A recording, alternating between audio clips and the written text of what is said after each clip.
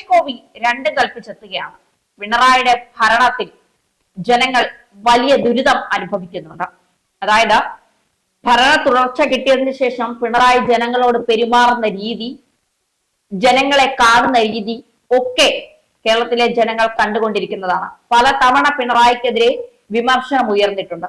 ഇപ്പോൾ ലോക്സഭാ തെരഞ്ഞെടുപ്പിലെ ഇടതുപക്ഷത്തിന്റെ വലിയ തോൽവിക്ക് കാരണം പിണറായി ആണെന്ന് എറണാകുളത്തും കൊല്ലത്തും കണ്ണൂരും പത്തനംതിട്ടയിലും ഒക്കെ ജില്ലാ കമ്മിറ്റികളും സംസ്ഥാന കമ്മിറ്റികളിലും ഒക്കെ ആവർത്തിച്ച് പറയുമ്പോഴും പ്രതിരോധം തീർക്കാൻ ഗോവിന്ദൻ മുന്നിട്ട് നിൽക്കുന്നുണ്ട്. പിണറായി മാത്രമാണ് ഇടതുപക്ഷത്തെ രണ്ടാമതും വിജയിപ്പിച്ചത്, ഇടതുപക്ഷത്തെ രണ്ടാമതും ഭരിക്കാൻ ഇടയാക്കിയത് പിണറായി എന്ന പ്രതിരോധം തീർക്കുകയാണ്. അതിലൂടെ പിണറായിയെ രക്ഷപ്പെടുത്തുകയാണ് ഗോവിന്ദൻ. എന്തായാലും പിണറായി പിൻഗാമിയായി കാണുന്നത് മുഹമ്മദ് റിയാസിനെയാണ്. ഭരണത്തിൽ ഒരു പരിചയമില്ലാത്ത മുഹമ്മദ് റിയാസിന് പ്രധാന വകുപ്പുകൾ നൽകിക്കൊണ്ട് മുഹമ്മദ് റിയാസിനെ അടുത്ത മുഖ്യമന്ത്രി, അതായത് ഇടതുപക്ഷം തന്നെ മൂന്നാം തവണയും വന്നാൽ മുഹമ്മദ് റിയാസിനെ മുഖ്യമന്ത്രിയായി വാഴിക്കണം എന്നുള്ളതാണ് പിണറായിയുടെ ഏറ്റവും വലിയ ആഗ്രഹം.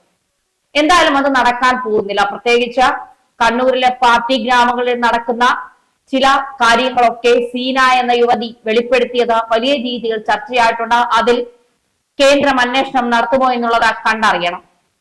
പാർട്ടി ഗ്രാമങ്ങളിൽ ബോംബുകൾ ഉണ്ടാക്കുന്നത് എന്തിനാണ്, ആ ബോംബുകൾ ഉപയോഗിക്കുന്നത് എന്തിനാണ്, ആര് പറഞ്ഞിട്ടാണ് ഇത്തരം ബോംബുകൾ ഉണ്ടാക്കുന്നത് തുടങ്ങിയ കാര്യങ്ങൾ കേന്ദ്ര രഹസ്യാന്വേഷണ ഏജൻസികൾ അന്വേഷിക്കാൻ സുരേഷ് ഗോപി അതിനൊരു തയ്യാറെടുപ്പുകൾ നടത്തുന്നുണ്ട് എന്നുള്ള സ്ഥിരീകരിക്കാത്ത വിവരങ്ങളാണ് വരുന്നത്. അതായത് പിണറായി സർക്കാർ ഈ പണമൊക്കെ ദൂർത്തടിക്കുന്നത് എന്തിനാണ്, ഇടയ്ക്കിടയ്ക്ക് പിണറായി ദുബായിലേക്ക് പോകുന്നത് എന്തിനാണ്, ഈ മകളുടെ അബുദാബിയിലെ അക്കൗണ്ട് തുടങ്ങിയ നിരവധി കാര്യങ്ങൾ മാത്യു കൊഴുന്താലിനെ, ഷോൺ ജോർജും ഉൾപ്പെടെയുള്ളവർ പറഞ്ഞ് അത് വലിയ ചർച്ചകളാക്കിയിട്ടുണ്ട്. തെളിവുകൾ ഉൾപ്പെടെ പുറത്തു വന്നിട്ടുണ്ട്. ഈ സാഹചര്യത്തിൽ കൃത്യമായ നിലപാടുകൾ എടുക്കാൻ കേന്ദ്ര സഹമന്ത്രി കൂടിയായ സുരേഷ് ഗോപി തുനിഞ്ഞിറങ്ങിയാൽ സുരേഷ് ഗോപിക്ക് മോദി സർക്കാരിനുള്ള സ്വാധീനം എത്രയെന്ന കേരളത്തിലെ മുഴുവൻ ജനങ്ങൾക്കും അറിയാം. അതുകൊണ്ട് തന്നെ അക്കാര്യങ്ങളിൽ സുരേഷ് ഗോപി കടുത്ത നിലപാട് സ്വീകരിച്ചാൽ, ഈ അന്വേഷണം കൃത്യമായി മുന്നോട്ട് പോകണമെന്ന മോദി സർക്കാരിനെ അറിയിച്ചാൽ വീണയ്ക്ക് കുരുക്ക് വീഴുമെന്നുള്ള കാര്യത്തിൽ സംശയം വേണ്ട. കാരണം എക്സാലോജിക്കിന്റെ മറവിൽ വീണ നടത്തിയ